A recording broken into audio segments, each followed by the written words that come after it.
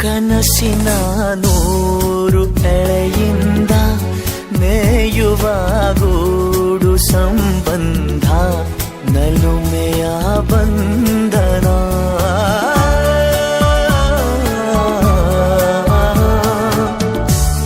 ಯಾರೋ ಕರೆದಂತೆ ದೂರಿಂದ ಗರಿಯ ತೆರೆದಂಥ ಮರಿ ಚಂದ ಗೆಲುವಿನ ಬಂಧನ.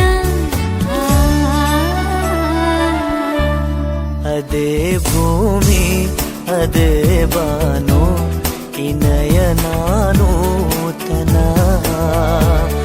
ಅದೇ ದಾರಿ ಅದೇ ತಿರುವು ಈ ಪಯಣ ನೂತನ.